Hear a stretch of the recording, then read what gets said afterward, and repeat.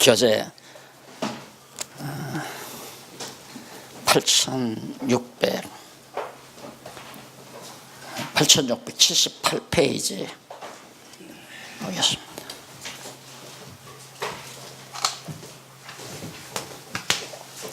두 번째, 신약교회의 성장.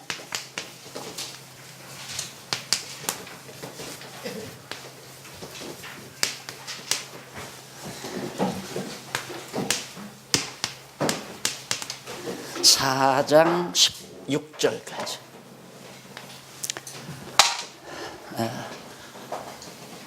조금 이제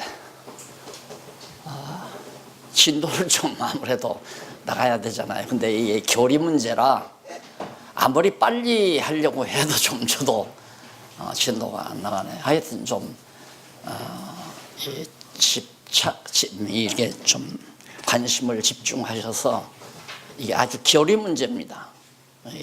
이거 지금 현재 서신서를 공부하다 보면 사실 신약교회는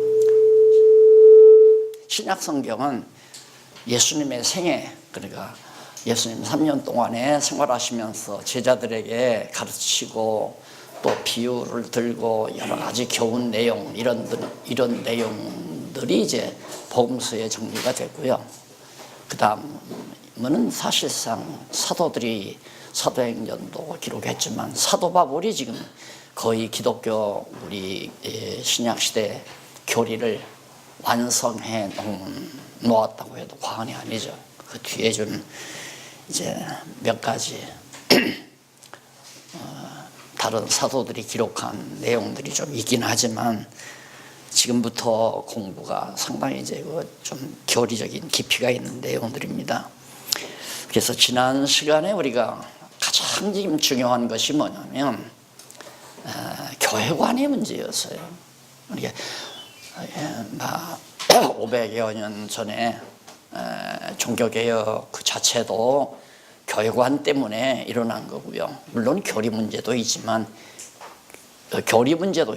교회 자체가 이제 형식적이고 외형적이고 우상적이고 이런 것들 때문에 이제 결국에는 이제 종교개혁이 발발을 했는데 500년이 지나다 보니까 다시 이제 교회가 제도화되고 형식화되고 의식화되고 그랬다는 건 다 누구나 다 알고 있습니다. 그래서 자꾸만 화려하게 의식을 꾸며야 되고 외형을 갖춰야 되고 형식을 갖춰야 되는 이런 잘못된 이제 교회 모습이 팽배해 있는 상태에서 이 에베소서에 대한 올바른 이해는 굉장히 중요합니다. 그래서 지난 시간에 제가 교회 기초작업이 뭐였는가, 가장 근본 기초작업은 성부 하나님께서 창세전에 다 작정해 놓으시고 예정 가운데 하나님의 택한 백성들을 정해놨다, 예정해 놓으셨다. 그건 영원 안에서 이루어진 거고요. 영원, 이 세상 천지만물 창조하기 이전에, 창세 전에니까 천지를 창조하기 전에 벌써 하나님께서 다 작정해 놓으셨는데, 여기서 조금 이제 깊이 있는 말씀을 드리자면, 하나님의 사역은, 하나님께서 하시는 사역은 시차가 없다. 다시 말해서 뭐냐면 작정과 성취, 작정과 성취 사이에 이루어지는 예정이죠. 예정은, 작정은 총체적이고 예정은 이제 우리 택한 백성들의 구원에 대한 선택을 예정이라고 하니까요. 그 예정과 성취 사이에 시차가 존재하지 않는다. 왜? 영원하신 분이니까.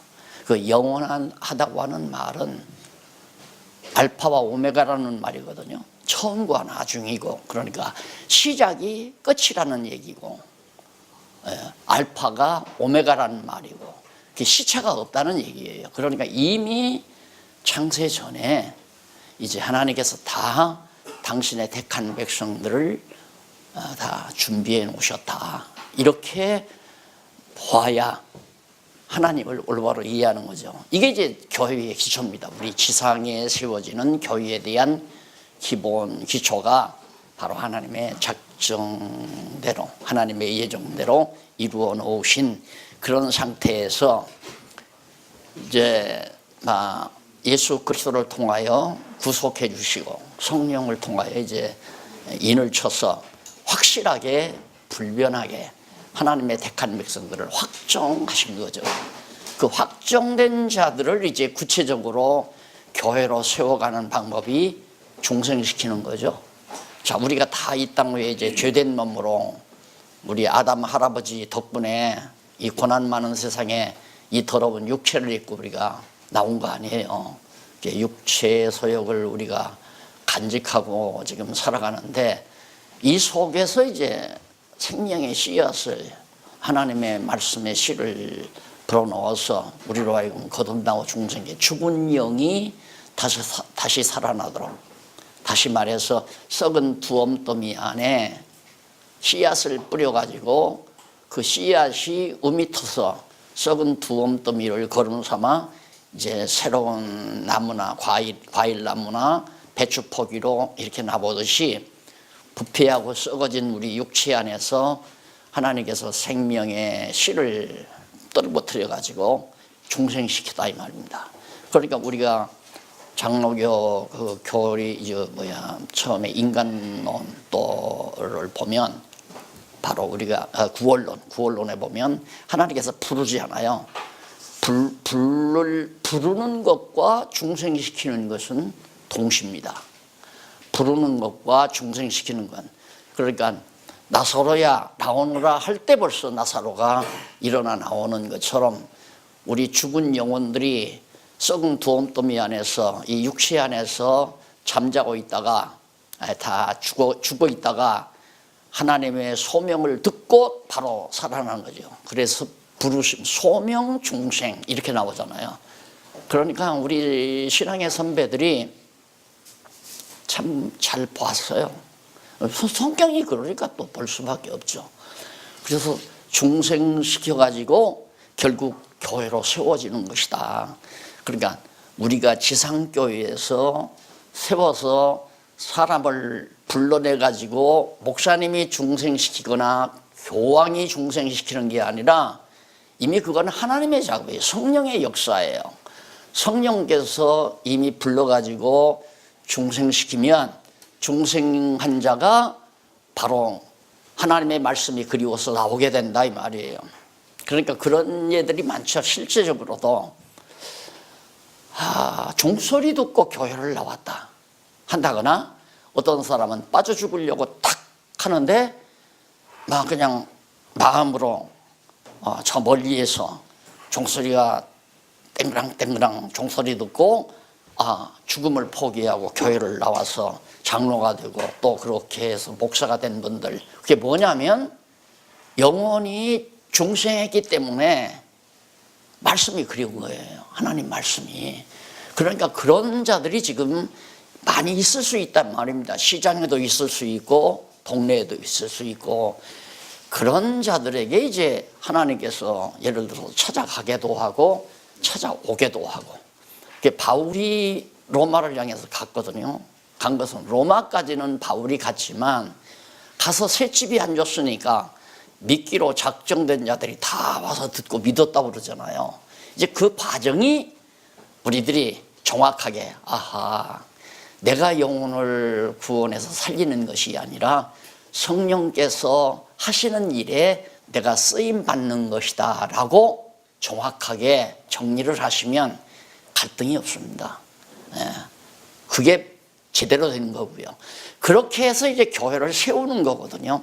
그러니까 그렇게 구원받은 성도들이 5이 모이고 10명이 모이고 100명이 모이고 그런 순수한 자들만 모이면 교회 분파도 없고 싸움도 없고 또 그렇게 해서 제대로 말씀으로 성장하면 튼튼하죠. 그런데 중생한 자도 있고 중생 못한 자도 있고 왜? 자꾸 막 이 씨앗을 뿌렸는데 예수님이 비유를 들잖아요. 뿌렸는데 일꾼이 와서 하는 얘기가 가보니까 막 차풀이 많이 났더라고요. 가라지가 많이 났는데 그걸 가서 뽑으리까 하고 물으니까 가만 놔둬라. 왜? 그걸 뽑다가 알곡 다치니까 그냥 이 다음 다 자라서 곡식 난 다음에 추수 때에 가서 알곡과 쭉정이 골라내면, 가라지를 골라내면 되니까 가만 놔둬라. 따라서 지상교회가 완전할 수가 없어요.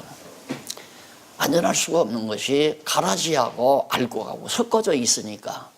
그렇기 때문에 참 생각 같은 거는 저도 늘 그거죠. 아이고, 가라지하고 알곡하고 섞어져서 100명보다는 섞이지 않고 순수한 10명이 훨씬 낫다. 이제 그 생각을 처음 교회 개척하면서 제가 그런 표준을 세웠어요. 저는 큰 저수지나 큰 호수보다는 저 산언덕의 산골짜기에 솟아나는 옥날샘을 더 좋아합니다. 이제 그 얘기를 제가 처음 교회를 시작하면서 개척하면서 그런 얘기를 했거든요. 근데 그게 쉽지 않더라고요. 자꾸 뭐 그냥 모여두니까 그냥 하다 보니까 그게 안 돼요. 결국 뭐 별의별 사람이 다 오잖아요. 교회 안에는 목적이 다 달라요. 목적이 다른 사람들이 다 온다 이 말입니다. 와가지고 비웃기도 하고 뭐 교회 안에 지금 가짜 이단들이 들어와가지고 살살살살 교인들 꼬셔가지고 다 끌고 나가고 그런다고 그러잖아요. 그러니까 지상교회는 완전할 수는 없는데, 완전한 것은 빨리 가라지 속에서라도 알곡이 우뚝 솟아버리면 가라지를 왜 못 주잖아요. 그런데 알곡들이 자라지 아니하면 가라지에 덮이고 말아요. 그래서 도리어 이제 알곡이 이제 현찮은 거죠. 10개를 맺어야 될 열매 10개를 맺을 수 있는 것이 자라지 못하니까 열매 그저 너댓 개, 두서너 개 이렇게 맺고 자라나는 그런 결과가, 내가 볼 때 이제 한국교회 그런 모습들이 좀 건방진 얘기 같지만 눈에 선해요. 눈에. 그래서 우리가 이 교회관을 정복하게 한다고 하는 것은 우리 목사님들에게 있어서 굉장히 중요하다고 생각합니다.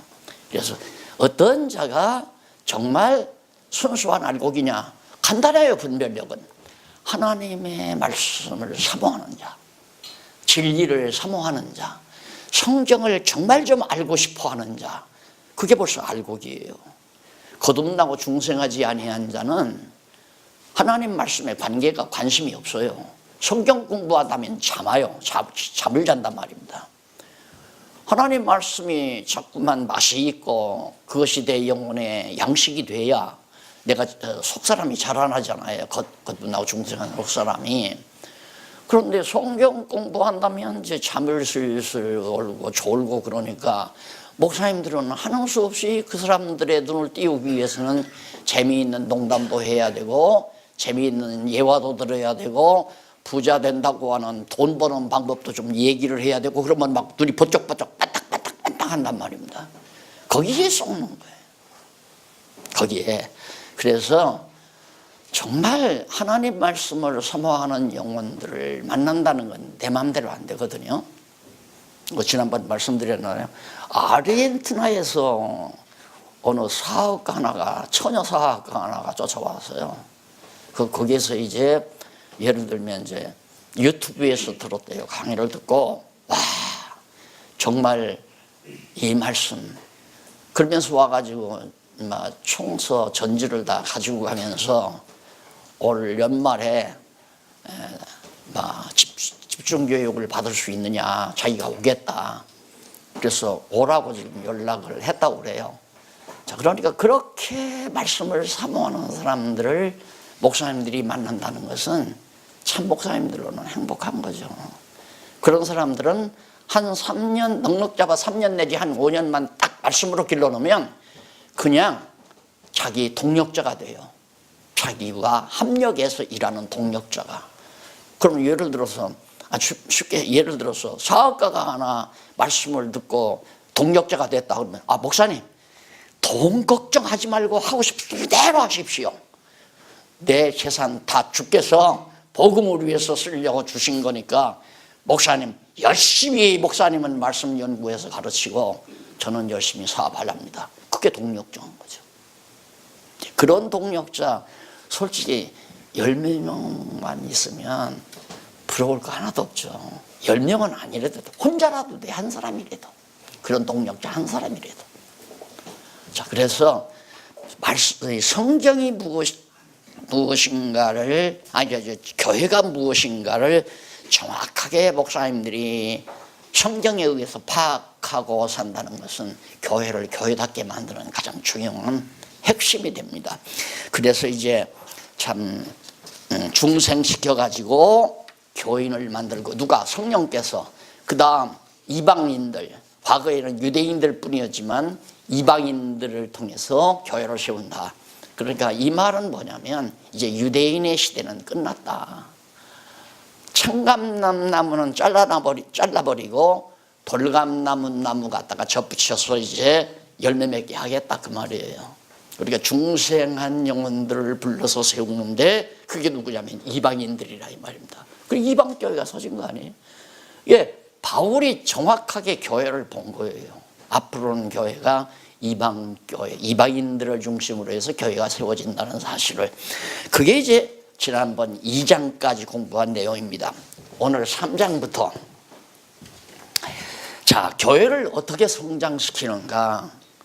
사도 직분의 임무가 나와요. 자, 그러니까 예수님께서 이 땅에 오셔서 교육을 시켰죠. 12명 제자들을 교육을 시켰어요. 그런데 하나 낙제생이 생겼죠. 근데 낙제생이지만은 아주 기묘한 일을 했잖아요. 가룟 유다가 예수가 그리스도 사역을 할 수 있도록 쓰임 받았으니까 팔아먹었지만은 중요한 사역을 했는데, 그렇다고 해서 중요한 사역했다고 해서 가룟 유다가 천국 간 건 아니잖아요. 악한 날에 하나님께서 적당하게 쓰려고 가룟 유다 준비해 놓은 거니까. 그래서 이제 예수님이 십자가 지고 승천하셨는데 학생들이, 제자들이 다 학위를 못 받아요.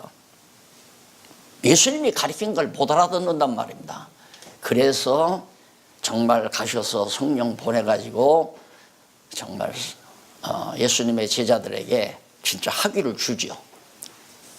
말씀을 깨닫게 하고 예수님이 가르쳤던 내용을 다시 기억나게 해서 패스를 시킨단 말입니다. 그래서 능력을 받고 나가서 예수가 그리스도라는 사실을 사도들이 증거해요. 그게 바로 사도의 직분입니다. 임무. 사도가 해야 될 임무가 뭔가? 예수가 바로 구약시대에 구약에서 언약했던 메시아다. 이 증인 역할을 할 사람이 누구냐면 사도란 말이에요. 예수님께서 보내신 자거든요. 가서 또 딴 말 하지 말고 딴 소리 필요 없다. 내 증인이 되라. 마지막 승천하시기 전에 예수님께서 제자들이 다 보는 앞에서 승천하시기 전에 이제 성령이 임한다. 그러면 너희들이 능력을 입고 능력을 받고 예루살렘부터 시작해서 유다와 사마리아와 땅 끝까지 내 증인, 예수님의 증인이 될 거다 이 말이에요. 그러면 예수님의 무슨 증인? 내가 그리스도라는 사실을 너희들이 증거할 거다 이 말이에요. 그러니까 살아생전에도 계속 그걸 가르쳤거든요. 제자들에게 3년 동안. 당신이 하늘로부터 온 메시아다.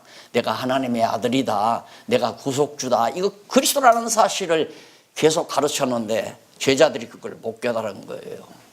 그런데 보혜사 성령께서 오셔서 이제 보충 수업을 해가지고 다 깨닫게 한 거 아니에요.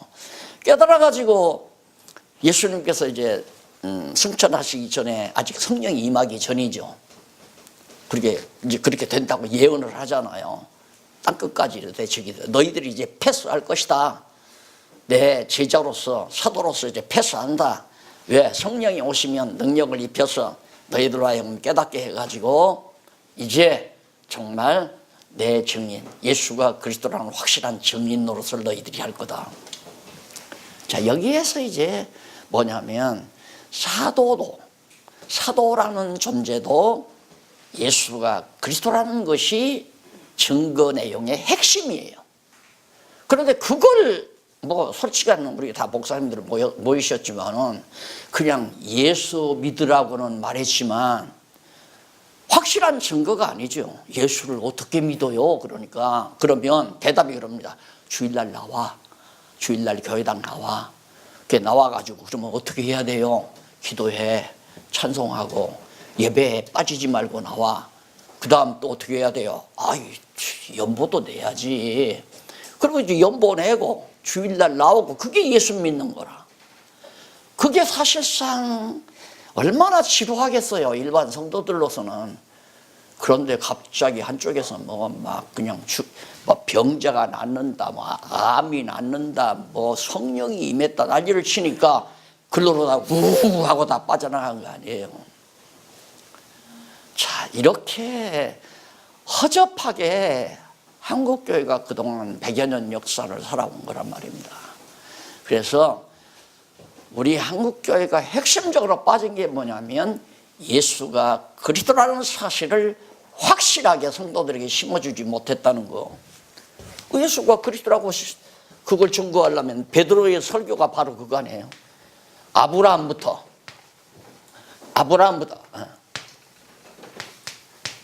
아브라함부터 시작해서 예수님까지, 예수 때까지의 모든 구약사를 아주 간략하게, 사도행전의 베드로 설교 보세요.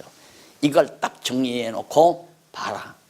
그런데 너희가 이 예수 그리스도를, 메시아를 십자가에 못 박아 죽이지 않았느냐. 예수는 그리스도다. 그래서 막 어찌할까 하고 다 3,000명, 5,000명이 다 거꾸러진 거 아니에요. 그래가지고 예루살렘 교회가 세워진 거란 말입니다. 그러니까 베드로야말로 진짜 사도로서 제 임무를 제대로 감당한 거죠.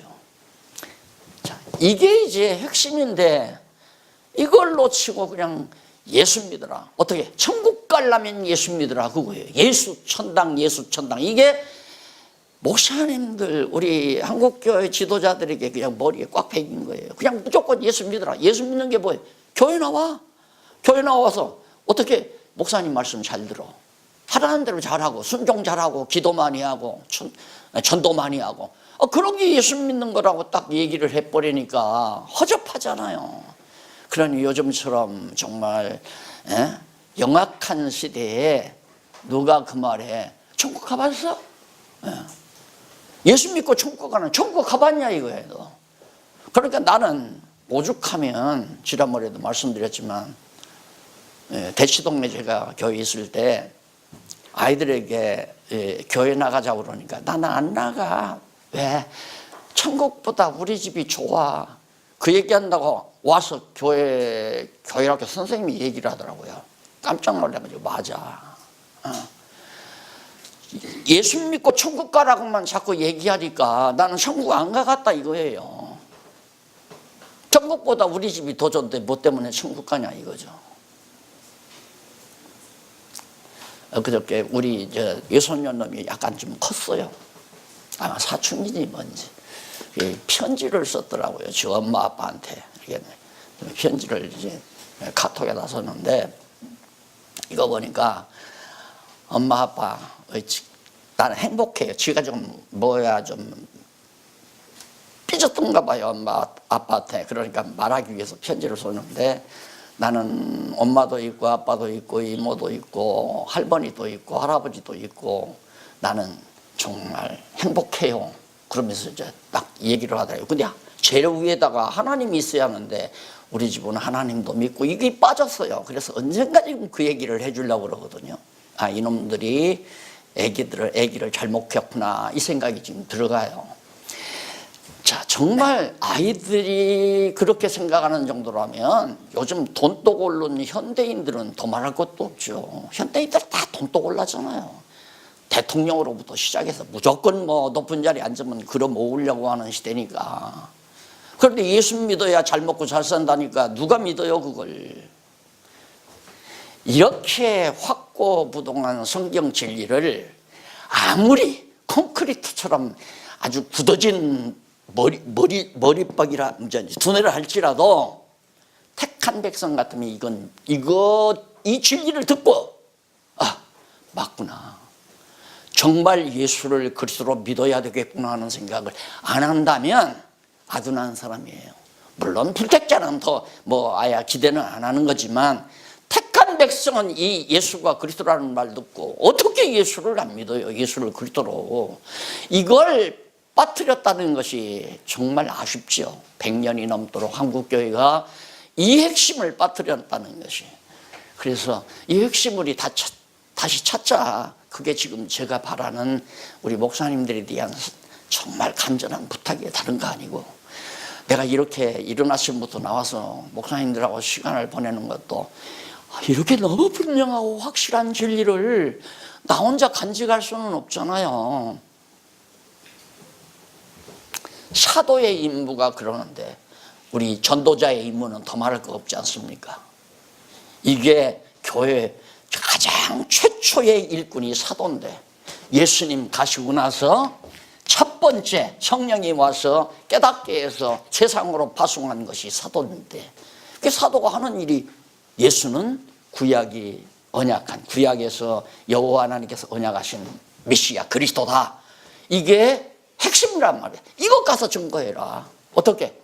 정말 그분이 죽었다 살아났다 이 말. 그는 하나님의 아들이었다. 그는 구약에 하나님께서 언약하신 바로 그 메시아다. 이 말을 하라 이 말이야. 이 말. 그래서 그 임무를 수행하는데 먼저 뭐냐면 3장 1절로 13절에 나오죠. 80페이지. 교회의 비밀을 드러낸다 그 말이에요. 교회의 비밀이란 뭡니까? 여기서 하나님의 작정 속에 예정, 작정 안에서 예정 다 된 하나님의 백성들이 여차해서 예수가 왔고 그 성령을 보내서 이렇게 우리가 거듭나고 중생한다. 이게 비밀이에요. 이게 다 하나님께서 이미 하나님께서 감추어 놓았던, 영원전에 감추어 놓았던 그 비밀, 그걸 드러내라고 말해요. 그걸 드러내라. 성경에 나타나 있으니까 성경 알면 드러낼 수 있잖아요. 비밀을 알았는데 어떻게 예수를 그리스도로 안 믿어요? 몰랐을 때는 안 믿지만 금중생하고 거듭난 자는 반드시 믿는다 이 말이에요. 반드시.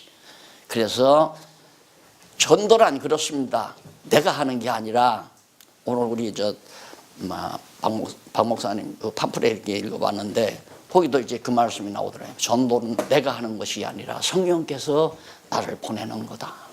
그리고 내가 앉았는데 갑자기 저쪽에 차를 마시고 있는 분이 어쩐지 자꾸만 신경이 쓰여요. 그러면 찾아가서, 아이 손님 차 한잔 같이 합시다. 아 그래요? 혼자서 차 마시고 있으니까 얼마나 좋겠어요. 그래서 도란도란 얘기하는데, 요즘 인생에 살 맛도 없고 정말 마음이 찹찹합니다. 그럴 때 하나하나 말하는데 이 사람의 눈빛이 점점 달라진다 이 말이에요. 그게 바로 택한 백성이에요. 그래서 나를 감동시켜서 가서 전도하게 하는 방법도 있고, 하나님께서 본인의 마음을 움직여서 말씀을 찾아 진리를 찾아오는 영혼도 있고, 그것이 바로 성령께서 하시는 작업이란 말입니다. 그러니까 정말 내 마음에, 지금도 저 시장통에 정말 돈 노예가 돼서 살아가는 장사꾼들이지만은 저들 속에 예수를 믿고 구원 얻을 영혼이 없을까? 그래서 우리가 정말 시장으로 나갈 수도 있고 거리로 나갈 수도. 과거에 나 어렸을 때는 막 노방전도 많이 했잖아요. 저도 열차 전도 무진히 했습니다. 왜? 열차에서 물건 파는 사람이 있죠? 물건 파는 사람이 있는데 그건 약과예요. 저쪽 앞칸에서부터 시작해서 끝칸까지 계속 올려가면서, 하나님 경외하지 아니하면 다 망합니다. 하나님을 경외해야 삽니다. 이게 핵심이죠. 그러면서 전도도 많이 했지만, 물론 듣고 믿거나 말거나 나는 상관없죠. 믿고 안 믿는 건 하나님의 섭리에 달려져 있으니까. 그런 열정, 그것이 바로 하나님께서 전도자에게 주는 거죠. 그게 바로 하나님의 성령의 능력으로 그 일을 하게 하는 거고. 그래서 비밀을 드러내는데 1절로 6절에 보면 사도들과 선지자들에게 알게 한 비밀의 내용을 알려줍니다. 자, 물론 신약교회 시대도 선지자가 있어요. 그 다음에 사도도 있고, 선지자, 구약 시대도 선지자가 있고, 선지자. 이 선지자들을 알았거든요. 메시아가 올 거. 신약 시대의 선지자들도 예수가 그리스도라는 거 알았어요. 그러니까 이 선지자들이 알고 있는 예수가 그리스도라고 하는 이 터 위에, 그 터 위에, 그러니까 교회의 진정한 터는 바로 예수 그리스도. 이게 정말 진정한 터죠. 그 예수가 그리스도라는 건 이제 하나님, 여호와. 하나님은 여호와이시기 때문에 예수가 그리스도다. 알 수 있잖아요. 하나님은 언약대로 이루시는 분이기 때문에 언약대로 메시아 그리스도를 보내셨다 이 말이에요. 이게 이제 교회의 터예요. 그러니까 이 터를 견고하게 닦아야 교회가 제대로 흔들림 없이 성장해 간다 이 말이에요. 이게 없었잖아요. 솔직히 목사님들, 우리 한국 교회뿐만 아니라 세계 교회가 이게 없었어요. 뭘 전해야 되는지를 모르고 무조건 예수는. 그래서 칼빈이 이제 막 복잡하게, 그때는 복잡하게 막 기독교 강의라고 하는 게 이렇게 해서 변증하기 위해서, 로마 교황청에 변증하기 위해서 쓴, 그래도 그 체계가 500년 역사를 끌어왔는데 그걸로는 안 되잖아요. 그러니까 지금은 다 사장대적하고, 우리 한국교회도 박형룡 박사가 쓴 교회신학 7권, 이것도 그래도 내가 공부할 때까지만도 그게 이제 직접 강의가 됐어요. 그런데 완전히 자유주의 신학자들의 공격 때문에 다 무너져 버리고, 이제는 각 신학교마다 완전히 진보주의 신학자들이 다 자리 잡아버렸잖아요. 인간들의 이성을 중심으로 이제 막 설득시키는 그런 학문적 방법이 완전히 지금 다 사로잡아 버렸다 이 말입니다. 그러니까 자식 낳아서 학교 보내면 끝나요. 교회 안 나와요. 초등학교 잘 나와요. 왜? 용돈 주니까. 중학교 때 잘 나와요. 좀 아둔한 놈은 고등학교 때도 덜어 나와요. 근데 제대로 똑똑한 놈은 가볍게 끝나요. 서울대 가서 교회 나오는 놈이 있어요? 거의 없어요. 연고대 가서 교회 나오는 놈이 없다 이 말입니다. 머리 좀 똑똑한 놈은 다 떨어져 그래. 아둔한 놈만이 그냥 처지고, 고등부부터 대학 고등부 다 사라져 나가잖아요. 이것이 지금 우리가 처한 무서운 현실이란 말입니다. 그런데 이걸 초등학교 아이들에게 가르쳐 보세요. 된다 이 말이에요. 와, 목사님 진짜 하나님 계시네요. 날 막 계시지 마. 그럼 하나님 안 계셔. 이렇게 우리 손녀놈도 애미애비가 가르쳤어야 하는데 뭘 가르쳤는지 내가 뭐나 이제 따져 물으려고 그래. 너 네 딸에게 뭘 가르쳤냐? 성경 열심히 가르친다면서. 왜? 엄마도 있고 아빠도 있고 이모도 있고 할머니 할아버지 돼서 행복하다고 하는데 왜 하나님 얘기가 안 나오냐? 자, 거기에 본문 읽어봅시다. 이러므로 1절로부터 그리스도 예수의 일로, 그리스도 예수의 일, 그리스도가 앞에 나오잖아요. 이게 얼마나 중요하면, 그리스도 예수의 일로 너희 이방을 위하여, 이방 민족을 위하여, 아까 이방 민족 세워서 교회 세운다고 그랬죠. 바로 우리들의 얘기다. 이방 민족, 이방을 위해서 갇힌 자 된 나 바울, 자기를 똑똑하게 표현을 했어요. 내가 누군지 아느냐? 그리스도 예수의 일로, 예수가 그리스도라는 이 진리를 전파하는 일 때문에 이방 민족을 위해서 내가 감옥에 갇혀 있다.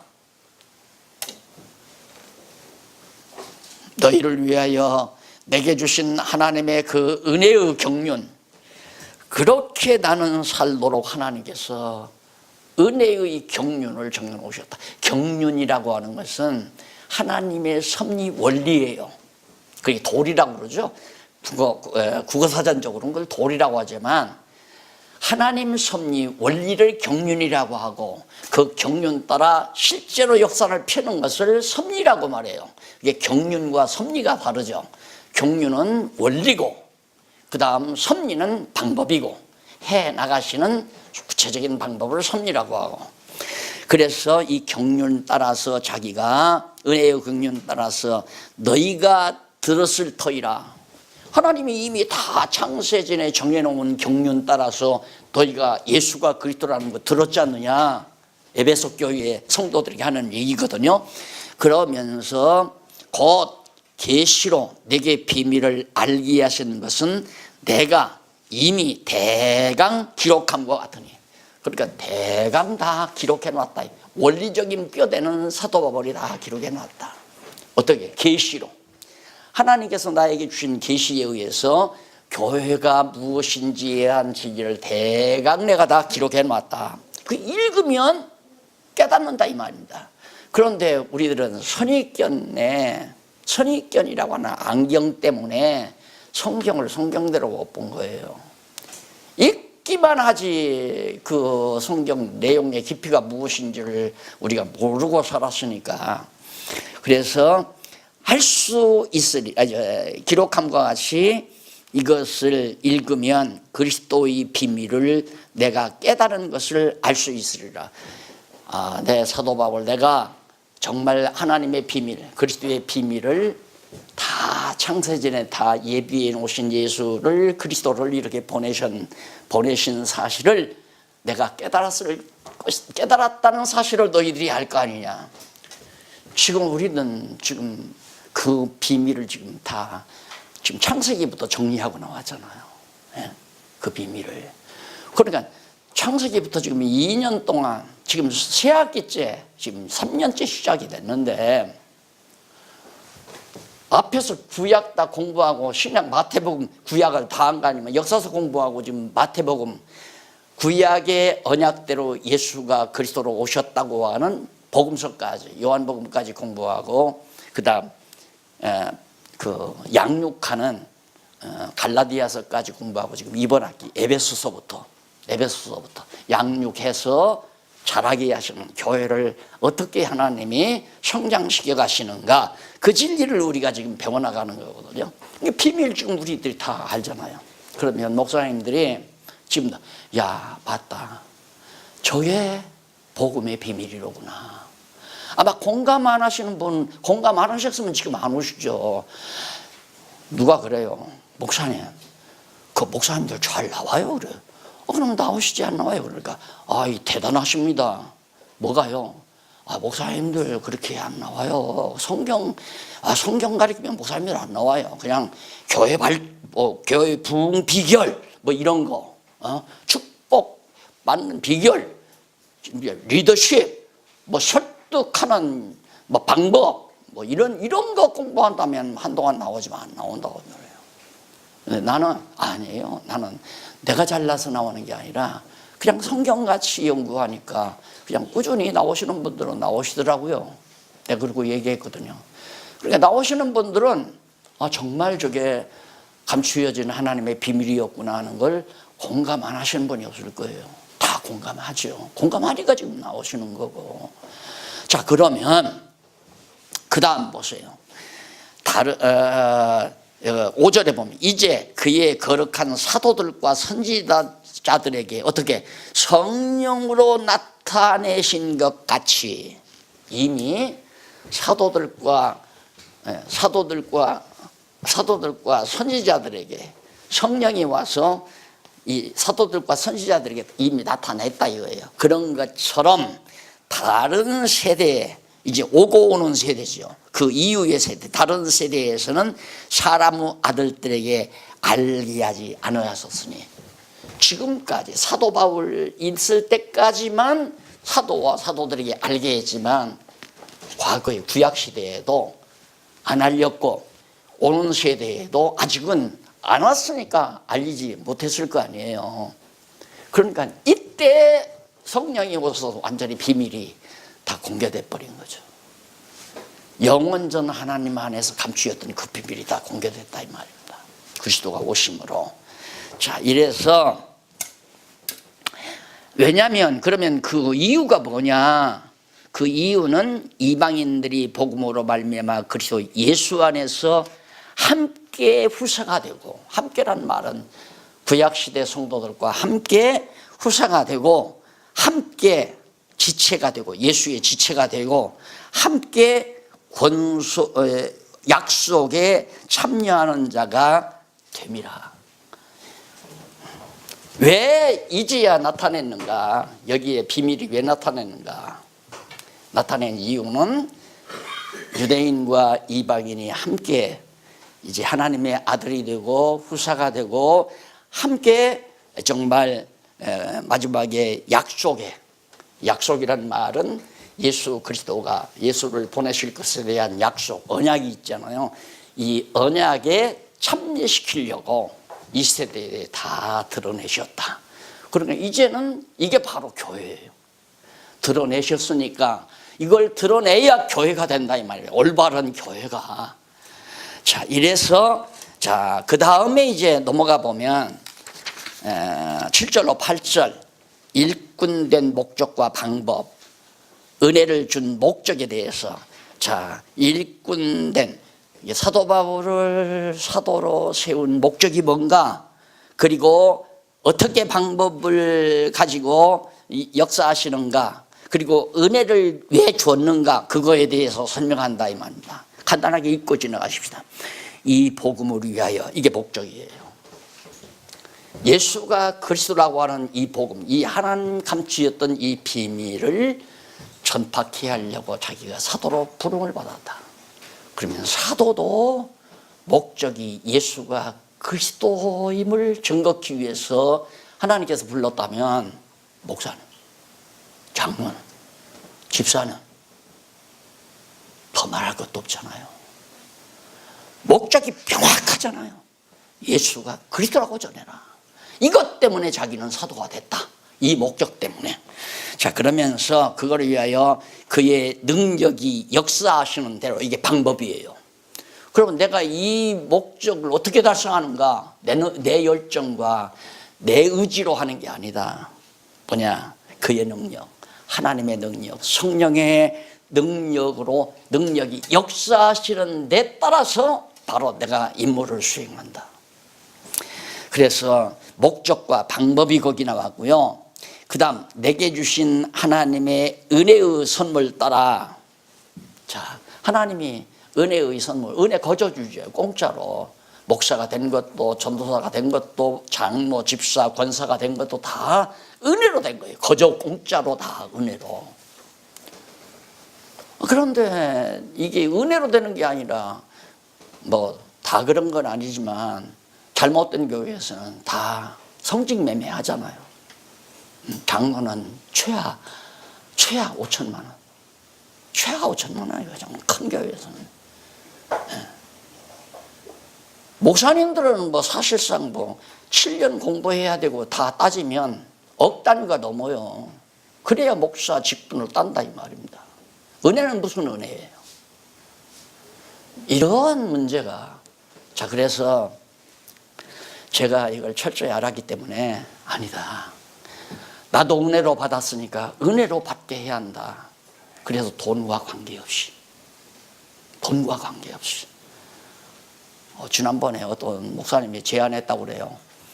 여기 목사님들이 안 오는 건 돈 안 받으니까 안 온다 이거야. 돈 안 받으니까. 그러니까 100만 원씩만 받는다면 막 궁금해서라도 온다 이거죠. 그렇게 사기치기는 싫어요. 오갔으면 오고 오기 싫으면 말고, 듣갔으면 듣고 듣기 싫으면 말고. 이게 내가 할 일이죠. 안 그래요? 돈 받으면 돈 주면 하고 돈 안 받으면 안 하고. 그건 아니잖아요. 은혜로 내가 받은 건데 나도 거저 받았으니 거저 주라는 거 아닙니까? 그러니까 목사님들도 뭐 목회비를 많이 주면 열심히 내고 안 주면 안 하고 그건 아니에요. 굶어 죽을 망정 해야 돼요. 그게 사명이라면. 안 그래요? 그러니 이게 다 돈 받고 그렇게 되기 때문에 누구든지 일단 내가 하나님의 은혜로 목사가 됐다 그렇게 생각하는 사람 없어요. 돈 많이 들었어. 고생 많이 하고. 야, 7년 동안 학교 다니면서 진짜 나 같은 경우는 아침에 토큰 2개 딱 받아요. 아내한테서. 그럼 밥은 어떻게 먹으라고? 밥은 안 그래? 그러니까 밥값은 안 줘. 그냥 토큰만 주는 거야. 돈 없으니까 어떻게 해요? 그러면서 저 성남에 살면서 저 사당동까지.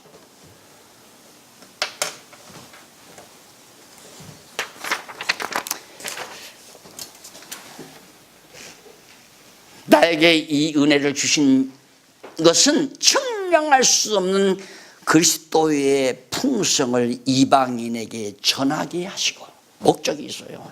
왜 은혜를 줬는가? 거저 공짜로 왜 목사가 되게 했고, 왜 전도사가, 장로가, 집사가, 권사가 되게 했는가? 사도의 직분도 은혜를 주는데 모든 직분이 다 은혜로 돼야 할 거 아니에요.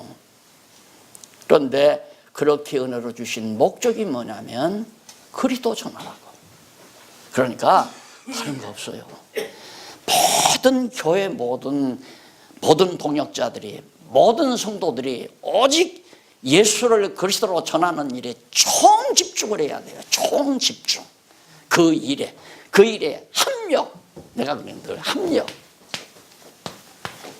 힘을 모아야 된다 이 말이에요. 나한테 협력하라고 하지 말고 힘을 모아서 해야 한다. 그러면 집사도 예수가 그리스도라는 걸 전할 열정이 생기고, 장로도 열정 생기고, 기업가도 열정 생기고, 사업가도 열정 생기고, 슈퍼마켓 주인도 열정이 생기고, 직장인도 다 그 열정, 예수가 그리스도라고 하는 전파하는 일에 정말 뜻이 모아진다면 합력이 이루어지죠. 그런 교회. 우리 박윤림 목사님 교회 오면 전도에 총 전력을 다하시더라고요. 전도. 근데 그것도 하나님께서 좀 역사해가는 과정이죠. 예를 들어. 그런데 성도들이 이 진리만 정확하게 알면 목사님이 하자고 해서 하는 게 아니라 합시다 해서 한다 이 말이야. 합시다. 하라 해서 하게 하지 말고 합시다 해서 하게 하라. 이런 얘기입니다. 이게 이제 올바르게 교회가 서져가는 거죠. 너무 분명하죠.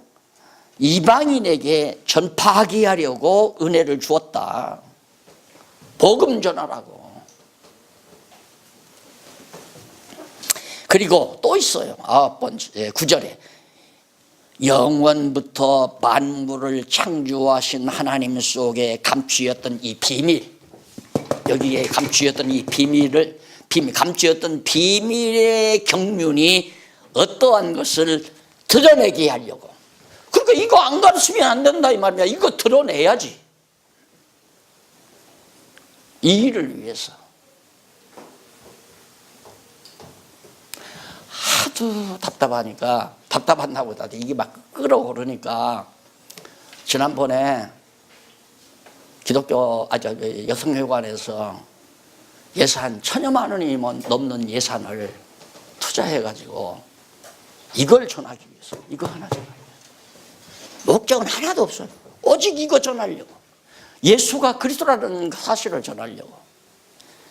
그런데 듣기 싫어하는 목사들도 많더라고요. 듣기 싫으면 말라 이거야. 이렇게 분명하고 확실한데 안 가르치면 안 되잖아요. 그래서 이제 2년째 3년째 접어들었는데 목사님들 전체 교인들에게 가르치기란 매우 힘들 겁니다. 왜 못 알아듣고, 또 사실 택한 백성만 다 왔다면 쉽게 알아들을 수도 있겠죠. 근데 그건 아니잖아요.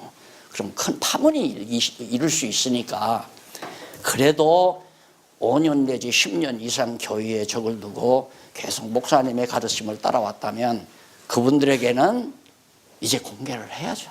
알아죠. 이걸 하려고 교회를 시작하는 건데 성령께서 이거 하라고. 근데 이제 교회 개척하는 거는 참 쉬워요. 오는 사람마다 그렇게 가르치면 돼요. 오는 사람마다. 그런데 이미 기존 교회는 지금 많은 사람들이 다양한 사람들이 모였는데 이걸 거기다가 그런 분들이 소령 오늘 안 오셨네. 그냥 놓고는 막 자기가 좋으니까 이걸 전했다가 완전히 교회가 와르르 해버렸잖아요. 그건 지혜가 없는 거죠. 때를 따라, 정도에 따라 밥을 먹일 줄 알아야 되잖아요. 어린아이에게는 유물 먹여야 되고, 성장하면 갈비도 먹이고 딱딱한 음식도 먹이고, 이게 중요하니까 정말 이제 같이 협력해서 일할 만한 그런 동력자의 가능성이 충분히 있다고 목사님들이 믿어지면 그런 분들을 10명도 좋고 3명도 좋고 100명도 좋고 특수교육이 아니죠. 원래 정상적인 교회인데 그것이 특수교육으로밖에 할 수 없는 상황이 오늘 현실이란 말입니다. 그래서 이걸 조금만 가르쳐서 일단 합력하는 동력자, 그래 동력이라고 이거 아니? 같이 역사에 간다, 사역해 간다. 나 혼자 교회 사역을 하는 것이 아니라 다양한 은사를 받은 사학가라든가 장사하시는 분이라든가 또한 직장 다니시는 분이라든가 여러 가지 직업, 공무원이라든가 회사 사원이라든가 이런 다양한 직업을 가지고 사시는 분들이 합력을 하면 얼마나 큰 힘이 나오겠어요. 맞아요. 그 일 해야 돼요. 해야지요. 그렇게 나올 수 있는 것은 이것 모르고는 그렇게 안 나와요. 절대 안 나와요. 내가 해보니까 안 나오더라고. 그래서 목사 눈에만 들려고 어떻게 하면 그냥 목사 마음에 들게 하나. 그냥 순종하고 고분고분 그냥 같이 그렇게 따라서 해서는 앞으로 소망이 없습니다. 정말. 그래서 이 일을 정말 감당하게 하기 위해서 때가 되니까 하나님께서 목사님들과 만나서 이렇게 정말 말씀을 나누게 하시는 건데 3장 10절로 13절에 보면 거기 비밀의 경륜을 드러낸 목적과 그 결과에 대해서 왜 그러면 이 비밀의 경륜을 왜 드러내는가, 그 목적은 무엇이고 그걸 드러낸 다음에 맺어지는 결과가 무엇인가. 잠깐 여기만 하고 쉬십시다. 자, 10절.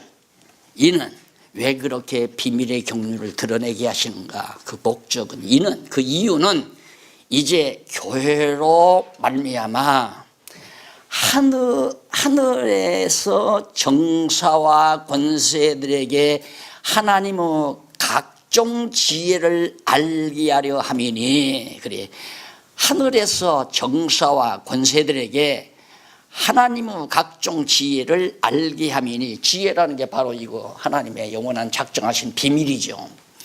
곧 영원부터 우리 주 그리스도 예수